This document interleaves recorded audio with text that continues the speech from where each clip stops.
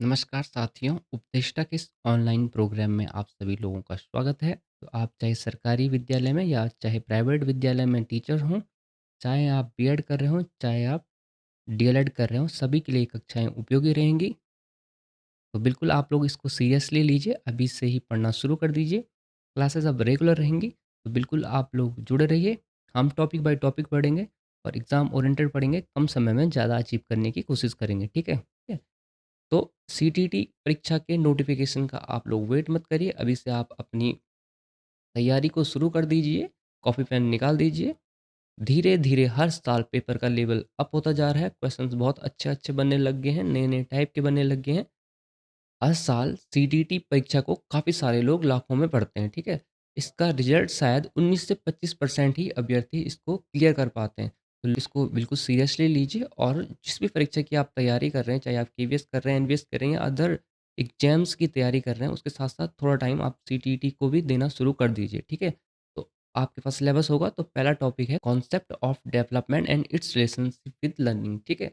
यानी कि विकास की अवधारणा और इसके अधिगम से संबंध। ठीक है? अधिगम लर्निंग को कहते हैं, सीखने को कहते हैं पेडागॉजिकल भाषा में, ठीक है? तो आज का हम अपना पहला टॉपिक देखेंगे डेवलपमेंट। डेवलपमेंट क्या होता है इसको समझने के लिए सबसे ईज़ी पड़ता है, अरस्तू ने एक डेफिनेशन दी थी वो। अरस्तू ने कहा था कि विकास आंतरिक एवं बाह्य कारणों से व्यक्ति में परिवर्तन है, ठीक है? तो जो भी इंटरनल फैक्टर्स हैं या जैसे इंटरनल फैक्टर्स में आपकी हेरेडिटी आ जाएगी और एक्सटर्नल फैक्टर्स यानी कि इन्वायरमेंट की वजह से जो कुछ भी परिवर्तन आप में होते हैं वो सभी डेवलपमेंट है, ठीक है? आगे हम देखेंगे कि डेवलपमेंट के एक स्ट्रक्चरल पार्ट है, स्ट्रक्चरल पार्ट या क्वांटिटेटिव पार्ट है जिसको कि हम ग्रोथ कहते हैं। ग्रोथ डेवलपमेंट का ही एक पार्ट है, ठीक है? आपको पीछे बोर्ड पे दिख रहा होगा, मेरी स्क्रीन आगे नीचे है तो मुझे इसलिए यहाँ देखना पड़ेगा। तो चलिए आप लोग पीछे बोर्ड पे देखिए, ग्रोथ एंड डेवलपमेंट, ठीक है? ग्रोथ डेवलपमेंट का ही एक पार्ट है और कौन सा पार्ट है? क्वांटिटेटिव पार्ट है यानी कि मात्रात्मक पार्ट है, ठीक है? मात्रा है यानी कि जैसे कि आपके वेट में कितनी वृद्धि हुई केजी में, तो ये क्या हो गया? एक फिजिकल क्वांटिटी हो गया, ठीक है? तो फिजिकल क्वांटिटी को हम मेजर कर सकते हैं तो इसलिए ग्रोथ मेजरेबल होती है, ठीक है? तो ग्रोथ क्वांटिटेटिव तो है ही, साथ ही मेजरेबल है, ठीक है? डेवलपमेंट क्योंकि ग्रोथ डेवलपमेंट का ही पार्ट है तो ग्रोथ क्वांटिटेटिव तो होगी ही होगी, साथ में क्वालिटेटिव भी होती है यानी कि गुणात्मक और मात्रात्मक दोनों होती है, ठीक है? गुणात्मक है तो इसलिए हम गुणात्मक है इसलिए हम इसको फंक्शनल भी कहते हैं यानी कि क्रियात्मक भी कहते हैं, ठीक है? वहीं हम ग्रोथ को स्ट्रक्चरल कहते हैं क्योंकि ये स्ट्रक्चर आपके शेप, आपके साइज़ से रिलेटेड है तो ये स्ट्रक्चरल होती है, ठीक है? डेवलपमेंट वूम टू टूम चलता है यानी कि गर्भ से कब्र तक चलने वाली प्रक्रिया है। लाइफ लॉन्ग चलने वाली एक प्रक्रिया है, ठीक है? सिस्टमैटिक है, इसको हम अभी थोड़ा आगे देखेंगे। वहीं ग्रोथ स्टॉप एट मैच्योरिटी यानी ग्रोथ केवल परिपक्वता तक ही चलती है, ठीक? बहुत ईज़ी था, आप लोग अच्छे से इसको समझ गए होंगे। यहाँ पे एग्ज़ाम के लिए एक ज़रूरी पॉइंट है कि growth is a subset of development, ठीक है? इसको आप इस तरह से समझिए कि ये वाला ग्रोथ है, ठीक है? जो अंदर वाला गोला है वो ग्रोथ है और बाहर वाला गोला डेवलपमेंट है। तो ग्रोथ डेवलपमेंट के ही अंदर आती है। डेवलपमेंट एक ब्रॉडर है, ग्रोथ संकीर्ण है, ठीक है? तो इससे आप समझ गए होंगे कि बहुत ईज़ी है, वेन डायग्राम से आप समझ गए होंगे कि ग्रोथ डेवलपमेंट के ही अंदर आती है। ग्रोथ संकीर्ण है, डेवलपमेंट ब्रॉडर है, ठीक है? इसके बहुत ज़्यादा एस्पेक्ट और भी चीज़ें हैं, ठीक है? Development includes growth, maturation and learning in itself, ठीक है? तो डेवलपमेंट के अंदर ही ग्रोथ भी आती है यानी कि वृद्धि भी आती है, मैच्योरेशन यानी कि परिपक्वता भी आती है और लर्निंग यानी कि सीखना और पेडागॉजिकल भाषा में कहे तो अधिगम। तीनों डेवलपमेंट के अंदर ही आते हैं, ठीक है? तो ये भी एक ईज़ी कॉन्सेप्ट है। डेवलपमेंट आगे हम देखेंगे, डेवलपमेंट कंटिन्यूअस चलता है, यानी कि सतत चलने वाली प्रक्रिया है, कभी भी ये रुकेगी नहीं, ठीक है? लाइफ लॉन्ग चलती है, हमने पहले भी देख लिया था कि वूम टू टूम चलता है, यानी कि जन्म से और मृत्यु तक चलने वाली प्रक्रिया है, लाइफ लॉन्ग चलेगी और कंटिन्यूअस चलेगी, सतत चलेगी, कभी रुकेगी नहीं। और ये क्या है? सिस्टमैटिक चेंजेस हैं, ठीक है? तो डेवलपमेंट एक सिस्टमैटिक चेंजेस है, फिक्स्ड पैटर्न पे चलती है, ठीक है? It is not a random process, ये कोई रैंडमली होने वाली प्रोसेस नहीं है, ये एक फिक्स पैटर्न पे चलने वाली प्रक्रिया है। अब आप लोगों के मन में एक प्रश्न आ रहा होगा कि जब डेवलपमेंट एक फिक्स पैटर्न पे चल रही है, तो तब तो सारे व्यक्तियों को एक जैसा होना चाहिए था, ठीक है? तो ये आगे हम यहाँ पे देखते हैं।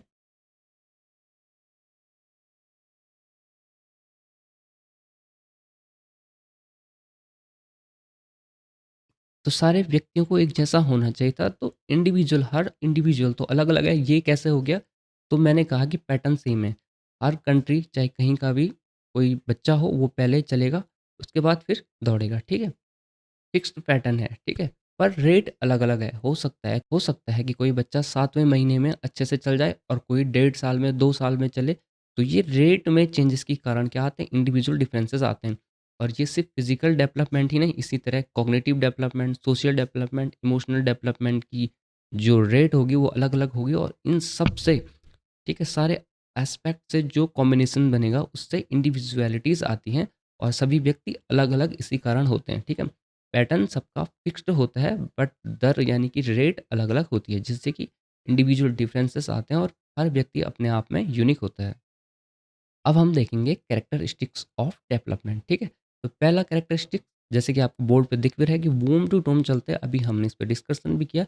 ये लाइफ लॉन्ग चलने वाली प्रोसेस है, जन्म से मृत्यु तक चलेगी, गर्भ से कब्र तक चलने वाली प्रक्रिया है डेवलपमेंट, ठीक है? इसको इसको एक दूसरे तरीके से भी हम डिस्क्राइब कर सकते हैं कि ये डिपेंडेंसी टू ऑटोनॉमी चलती है। डिपेंडेंसी जब आप छोटे होते हैं, बचपन में बच्चा अपने माता-पिता, अपने गार्डियंस पर डिपेंडेंट होता है और धीरे-धीरे वो ऑटोनॉमी की तरफ यानी कि सेल्फ रिलायंस या स्वायत्तता की तरफ चलता है, यानी कि इंडिपेंडेंट होना शुरू कर देता है, ठीक है? डेवलपमेंट रिलेटिवली परमानेंट चेंजेस होते हैं, ठीक है? छोटे-मोटे बुखार और थकान की वजह से जो चेंजेस हम में होते हैं, उनको डेवलपमेंट में इंक्लूड नहीं किया जा सकता है, ठीक है? तो ये अपेक्षाकृत स्थायी परिवर्तन ही डेवलपमेंट या विकास कहलाते हैं, ठीक है? इसके बाद हम आगे देखेंगे कि जनरल टू स्पेसिफिक चलता है, ठीक है? जैसे कि अगर हम इसको एजुकेशनल वे में समझे, तो बच्चे को पहले उसके रियल लाइफ़ छोटे बच्चे को रियल लाइफ़ एग्ज़ाम्पल्स दिए जाते हैं, उसके पास सब्जेक्ट भी बहुत जनरल होते हैं कि मैथ्स, साइंस है, ठीक है? धीरे-धीरे क्या होगा कि साइंस जैसे-जैसे बड़ी क्लासेस में जाएगा वो, उसको स्पेसिफ़िक होना पड़ेगा। जैसे कि साइंस में भी अब उसको फिज़िक्स चूज़ करनी पड़ेगी या तो केमिस्ट्री चूज़ करनी पड़ेगी, तो बायोलॉजी चूज़ करनी पड़ेगी, ठीक है? उसके आगे-आगे फिर उसको पीएचडी जाते-जाते उसको फिर फिज़िक्स के अंदर भी पर्टिकुलर ब्रांचेस चूज़ करनी पड़ेगी, एक पर्टिकुलर टॉपिक चूज़ करके उस पे रिसर्च करनी पड़ती है, तो ये जनरल टू स्पेसिफिक चलता है, ठीक है? इसको हम सिंपल टू कॉम्प्लेक्स भी कह सकते हैं कि जैसे बचपन में क्या है सिंपल चीज़ें उसको सिखाई जाती है, धीरे-धीरे कॉम्प्लेक्सिटी की तरफ वो जाता है, ठीक है? इंटीग्रेटेड टू फंक्शनल भी इसे ही कहते हैं कि जैसे कि आप ईवीएस के एग्ज़ाम्पल से आप इसको समझिए, छोटी कक्षाओं में 3 से 5वीं कक्षा में ईवीएस पढ़ाई जाती है इंटीग्रेटेड तरीके से। सब्जेक्ट तो सिर्फ़ बच्चे को ईवीएस दिया गया है, पर उसी में हिस्ट्री, पॉलिटी, जियोग्राफ़ी को भी इंक्लूड किया गया है, नैतिकता को भी उसमें इंक्लूड किया गया है, ठीक है? तो ये इंटीग्रेटेड है, ठीक है? धीरे-धीरे क्या होगा वो फंक्शनल चला जाएगा और हर सब्जेक्ट की अलग-अलग स्टडी वो करेगा, ठीक है? बहुत ईज़ी चीज़ें हैं, आसानी से आप लोग इसको समझ पा रहे होंगे। इसका अगला हम देखेंगे कि डेवलपमेंट मल्टी डायमेंशनल होता है, यानी कि सिर्फ़ एक दिशा में नहीं चल रहा होता है, बहुत सारी दिशाओं में चल रहा होता है। जैसे कि फिज़िकल डेवलपमेंट भी चल रहा है, साथ-साथ कॉग्निटिव भी चल रहा है, सोशल डेवलपमेंट भी साथ-साथ चल रहा है, ठीक है? इमोशनल डेवलपमेंट भी चल रहा है। हो सकता है कि किसी स्टेट में स्टेजेस में यानी कि किसी अवस्था में फिजिकल डेवलपमेंट तेज़ी से चल रहा हो, कॉग्निटिव डेवलपमेंट थोड़ा रिलेटिवली स्लो चल रहा हो और किसी स्टेज स्टेज यानी कि किसी उम्र काल के जैसे 10 से 15 साल में हो सकता है कि फिजिकल डेवलपमेंट तेज़ चल रहा हो और कॉग्निटिव डेवलपमेंट उससे थोड़ा कम चल रहा हो या सोशल डेवलपमेंट तेज़ चल रहा हो, फिजिकल थोड़ा कम चल रहा हो, ठीक है? तो ये हो सकता है पर चलता है मल्टी डायमेंशनल सारे एस्पेक्ट को लेके चलता है डेवलपमेंट साथ-साथ। ऐसा नहीं है कि पहले फिजिकल डेवलपमेंट होगा, फिर उसके बाद सोशल डेवलपमेंट होता। ये स्टेप बाय स्टेप नहीं चलता है, ये मल्टी डायमेंशनल चलता है, ठीक है? इसके बाद आप लोगों के लिए एक क्वेश्चन है कि which of the following is not a characteristic of growth? बहुत ईज़ी है कि निम्न में से कौन-सी वृद्धि की विशेषता नहीं है? तो हमने पढ़ ही लिया था कि वृद्धि स्ट्रक्चरल पार्ट है। उसको हम क्या कर सकते हैं? मीज़र कर सकते हैं, ठीक है? तो ये मीज़रेबल है, बिल्कुल है। ये क्वांटिटेटिव है, ठीक है? मीज़र कर रहे हैं तो क्वांटिटी से रिलेटेड ही होगा, फिज़िकल क्वांटिटीज़, ठीक है? तो ये मात्रात्मक भी है। It continue through out life, यह जीवन भर चलता है, तो बिल्कुल नहीं, ये सिर्फ़ मैच्योरिटी तक चलता है। तो right answer option number C इसका होगा। क्वेश्चन की प्रैक्टिस भी हम साथ-साथ करते चलेंगे ताकि आप एग्ज़ाम में अच्छे नंबर ला पाएँ, ठीक है? एग्ज़ाम से आप फ़ैमिलियर बने रहें। उसके बाद हम देखेंगे डोमेन्स ऑफ डेवलपमेंट। उसके बाद हम देखेंगे डेवलपमेंट के डोमेन्स, ब्रॉडर डोमेन्स मुख्यतः 4 हैं। पीसीएस एग्ज़ाम होता है, प्रोविंशियल सिविल सर्विसेज़, तो उसी से आप इसको याद रख सकते हैं पीसीएससी, ठीक है? फिज़िकल डेवलपमेंट यानी कि भौतिक विकास या हमारा शारीरिक विकास। दूसरा है पीसीएससी से याद रखिए, दूसरा है सी कॉग्निटिव डेवलपमेंट यानी कि संज्ञानात्मक विकास। थर्ड है सोशल डेवलपमेंट यानी कि सामाजिक विकास और और चौथा है हमारा इमोशनल डेवलपमेंट यानी कि सांवेगिक विकास, ठीक है? तो इसको एक बार फिर से हम दोहराएँगे PCSC physical development, cognitive development, social development और इमोशनल डेवलपमेंट, ठीक है? इनको हम पर्टिकुलर सब पे स्पेशल लेक्चर लाएँगे, ठीक है? तो वहाँ पे भी हम इनको डिटेल में देखेंगे। अभी थोड़ा-थोड़ा इनके बारे में हम जान लेते हैं ताकि आप इन टर्म्स से क्या हो जाएँगे, सिमिलर हो जाएँगे, ठीक है? फिजिकल डेवलपमेंट के अंदर आएगा ग्रॉस मोटर स्किल्स और फाइन मोटर स्किल्स। बहुत ईजी है, आपने घबराना नहीं है। ग्रॉस मोटर स्किल्स में आते हैं हमारी लार्जेस्ट मसल्स जहाँ पे यूज हो रही होती है, जैसे जंपिंग, भागना, ठीक है? इन चीज़ों में हमारी लार्ज मसल यूज होती है, तो वो ग्रॉस मोटर का हिस्सा है। फाइन मोटर में जैसे लिखना, छोटी मसल्स जहाँ पे हमारी यूज होती हैं, तो वो होता है फाइन मोटर स्किल्स। इसको हम फिजिकल डेवलपमेंट वाली क्लास में भी डिटेल से देखेंगे, ठीक है? सारे development, physical development, cognitive development, social development, emotional development आपस में हाईली रिलेटेड होते हैं, पर जो सोशल डेवलपमेंट है वो इमोशनल डेवलपमेंट से हाईली रिलेटेड होता है, बाकी के अपेक्षाकृत, ठीक है? सारे आपस में इंटर रिलेटेड होते हैं, पर इमोशनल डेवलपमेंट और सोशल डेवलपमेंट आपस में हाईली रिलेटेड होते हैं।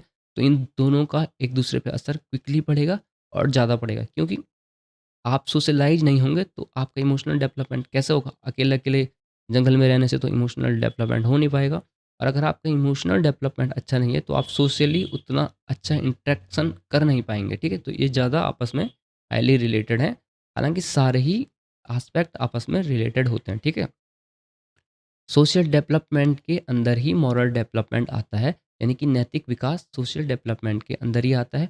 वहीं लिंग्विस्टिक डेवलपमेंट यानी कि भाषाई विकास कॉग्निटिव डेवलपमेंट, देखिए भाषा हमारे दिमाग से रिलेटेड है। नोम चॉम्स्की ने बताया भी था कि हमारे माइंड में एलईडी होती है, लर्निंग एक्विजिशन डिवाइस होती है, जो हमें भाषा अर्जन करने को मदद करती है। नेचुरली तरीके से हमारी भाषा अर्जन की एक क्या है वो डिवाइस है, ठीक है? तो लैंग्वेज माइंड से रिलेटेड है, तो इसलिए ये कॉग्निटिव डेवलपमेंट का पार्ट होगी, ठीक है? तो ये इजीली आप इस चीज़ को समझ चुके हैं। आगे हम कुछ टर्मिनोलॉजी को देखेंगे। इनको हम आगे की क्लासेस में डिटेल में पढ़ेंगे, पर अभी मैं आप लोगों को इनको इसलिए इंट्रोड्यूस करवा रहा हूँ ताकि आप लोग इन चीज़ों से फ़ैमिलियर हो जाएँ और थोड़ा ये चीज़ें आपको आसान लगनी शुरू हो जाएँ, ठीक है? तो यहाँ पे इनको डिटेल में नहीं चर्चा करेंगे हम, बस थोड़ा मैं आपको इंट्रोड्यूस करवा रहा हूँ। तो अभी मैंने बताया था कि फिजिकल डेवलपमेंट के अंदर आता है मोटर स्किल्स, ठीक है? तो उसमें एक आता है ग्रॉस मोटर और दूसरा आता है fine motor skills. Gross motor में मैंने जैसे आपको बताया था कि हमारी लार्जर मसल्स जैसे आर्म और लेग यूज़ होंगी और इसमें जो हम एक्टिविटीज़ करेंगे जैसे कि रनिंग और जंपिंग, ठीक है? फाइन मोटर स्किल्स में स्मॉल मसल्स आएँगी जैसे फिंगर, आइज़, ठीक है? और इससे हम काम करेंगे जैसे राइटिंग, ड्राइंग, पेंटिंग वगैरह। फाइन आर्ट वाले सूक्ष्म चीज़ें इसमें आएँगी, ठीक है? और ये क्या है जनरल टू स्पेसिफिक, बच्चा पहले कूदना सीखता है, ठीक है? जैसे कि आप पहले पेन पकड़ना सीखते हो, ये एक जनरल चीज़ है। धीरे-धीरे आप चित्रकारी में माहिर होते जाते हैं, तो ये एक स्पेसिफिक आप जा रहे हैं, ठीक है? बहुत ईज़ी था, इंट्रोड्यूस मैंने आपको टर्मिनोलॉजी से करवाना था, इसलिए मैंने आपको ये बताया। Which of the following is an example of fine motor skill? बहुत ईज़ी है कि निम्नलिखित में से कौन-सा सूक्ष्म गामक कौशल का उदाहरण है? तो सिंपल सा है कि option number C is right answer. Writing क्या है आपका फाइन मोटर का है, बाकी सब जैसे दौड़ना है इसमें लार्जर मसल यूज़ होती है, पेड़ पर चढ़ने में भी लार्जर मसल्स यूज़ होती है, जंपिंग में भी हमारी लार्जर मसल यूज़ होती हैं। तो इसका राइट आंसर होगा ऑप्शन नंबर सी यानी कि लिखना, ठीक है? इसके बाद एक और टर्मिनोलॉजी से मैं आपको इंट्रोड्यूस करवा रहा हूँ, हालाँकि आगे आने वाली क्लासेस में हम इसको डिटेल में पढ़ेंगे। डायरेक्शन ऑफ डेवलपमेंट, ठीक है? तो 2 टर्मिनोलॉजी है सेफेलोकॉर्डल और प्रॉक्सिमो डिजिटल, बिल्कुल भी डरना नहीं है, अभी मैं आपको याद करवा लूँगा। देखिए ये सेफेलोकॉर्डल सी है ना, तो इसको याद रखने का तरीका है सेफेलोकॉर्डल, आप मेरे साथ रिपीट करिए, अभी आपको याद हो चुका होगा। सेफेलोकॉर्डल सर से पाँव, सेफेलोकॉर्डल सर से पाँव, सेफेलोकॉर्डल सर से पाँव, ठीक है? सेफेलोकॉर्डल सर से पाँव जैसे कि दिख ही रहा है, तो डेवलपमेंट चाइल्ड का कैसा होगा कि पहले सर वाला पार्ट डेवलप होगा, उसके बाद धीरे-धीरे नीचे की तरफ और लास्ट में पाँव का अंगूठा बच्चे का डेवलप होगा, ठीक है? दूसरा प्रॉक्सिमो डिस्टल में क्या होता है कि पहले सेंटर वाला पार्ट डेवलप होता है, उसके बाद पेरिफेरी या आउटवर्ड की तरफ डेवलपमेंट होता है। तो पहले मेरुदंड वाला ये सेंटर वाला पार्ट चाइल्ड का डेवलप होगा, उसके बाद शोल्डर्स होंगे, उसके बाद हैंड होंगे और लास्ट में होंगे फिंगर डेवलप, ठीक है? तो एक इस डायरेक्शन में और एक इस डायरेक्शन में डेवलपमेंट चलता है। सब सर से पाँव वाले को सेपेलोकॉर्डल कहते हैं, सेपेलोकॉर्डल सर से पाँव, ठीक है? बहुत ईज़ी था। इसी से रिलेटेड एक क्वेश्चन हम क्विकली कर लेते हैं। एन इन्फेंसी एक अवस्था है, ठीक है? स्टेजेस ऑफ डेवलपमेंट में हम इन स्टेजेस को देखेंगे जिसमें कि इन्फेंसी आता है, चाइल्डहुड आता है, लेटर चाइल्डहुड आता है और एडोलेसेंस आता है, ठीक है? तो अभी आप लोग क्वेश्चन देखिए, अगले आने वाली क्लासेस में हम इन चीज़ों को डिस्कस करने वाले हैं। An infant gains control over their torso before their hand, this follow which principle, ठीक है? एक शिशु हाथों से पहले अपने धड़ पर नियंत्रण पाता है। ये कौन-सा सिद्धांत है? अभी मैंने आपको बताया बिल्कुल कि ये क्या है? ईज़ी है, ये प्रॉक्सिमो डिस्टल है, ठीक है? ठीक है, तो यहाँ पे दिया भी ये है right answer option number B proximo distal यानी कि अधोगामी। इसके बाद जो अभी तक हमने सारी चीज़ें पढ़ी, तो उसका एक निचोड़ निकल के आया है कि फैक्टर इफेक्टिंग या फैक्टर इन्फ्लुएंसिंग डेवलपमेंट। सबसे पहले तो हम इस डेफिनेशन को देख लेते हैं कि जो सारी चीज़ों का निचोड़ है कि वुडवर्थ ने कहा था कि development is equal to heredity into environment, ठीक है? हमारा विकास हमारी आनुवांशिकता और पर्यावरण का क्या है? गुणनफल है। ये एडिशन नहीं है, ये गुणनफल है, ठीक है? तो आपने इसको ध्यान रखना है। तो एक बार रिपीट करेंगे आप, वुडवर्थ ने कहा था development is equal to heredity into environment, ठीक है? विकास आनुवांशिकता और पर्यावरण का गुणनफल है। ऐसा क्यों कहा गया है? क्योंकि जो भी हम हैं, वो क्या है? हमारे आनुवांशिकता और हमारे वातावरण का क्या है? गुणनफल का ही परिमाण है, परिणाम है, ठीक है?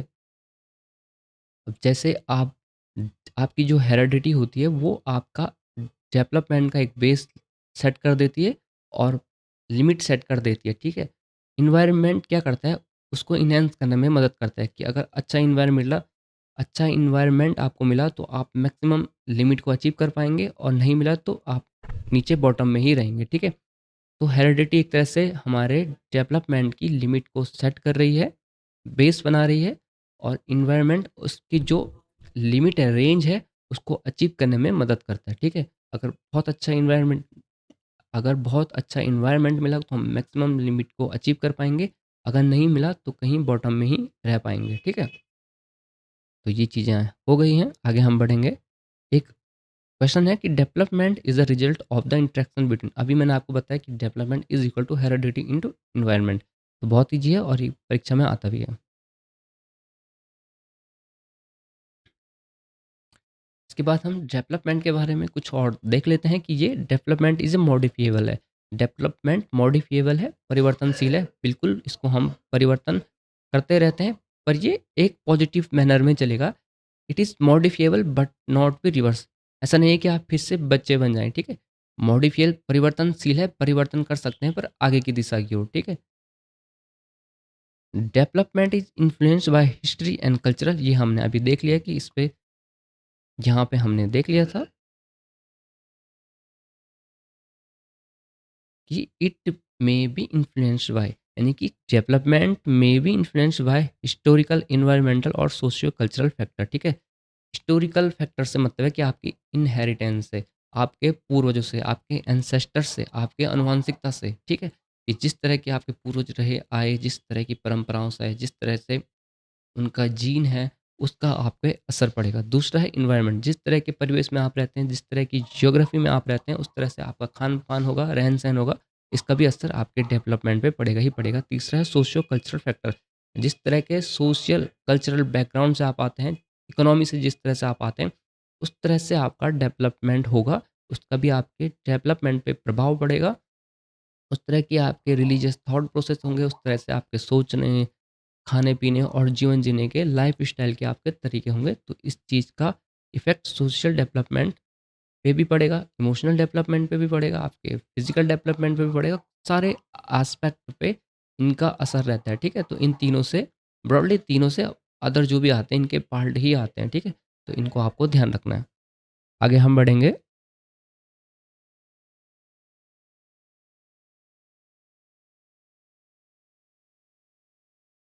पेपर का पैटर्न लगातार चेंज होता जा रहा है। असर्शन और रीज़न वाले क्वेश्चन भी आ रहे हैं पेपर में, तो उनकी भी हम प्रैक्टिस कर लेते हैं, जिससे कि हमारी स्टडी एग्ज़ाम ओरिएंटेड हो पाए, अच्छे से हम अच्छे से अच्छे अंक अपनी परीक्षा में प्राप्त कर पाएँ, ठीक है?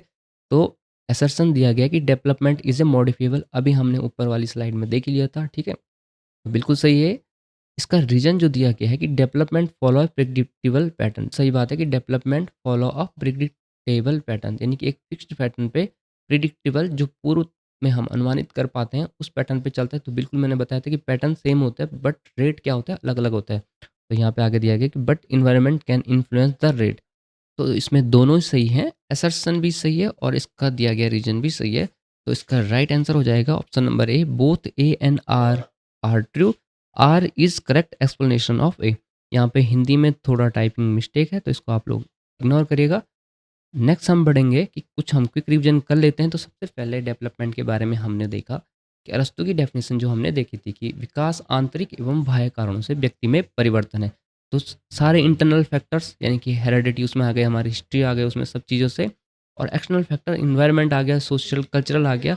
तो डेवलपमेंट इनके कारण यानी कि इंटरनल फैक्टर्स और एक्सटर्नल फैक्टर के कारण जो कुछ परिवर्तन हम में होते हैं वो सब क्या है, वो सब है डेवलपमेंट। ठीक है, उसके बाद हमने देखा कि डेवलपमेंट का क्वांटिटेटिव पार्ट ग्रोथ होता है और ग्रोथ स्ट्रक्चरल होता है और इसको हम मेजर करते हैं। ठीक है, हमारे हाइट में, हमारे वेट में, शेप में, साइज में जो कुछ चेंजेस आते हैं वो सब ग्रोथ है। इसके बाद हमने देखा था कि ग्रोथ क्या होता है, ग्रोथ सिर्फ मैच्योरिटी तक चलता है।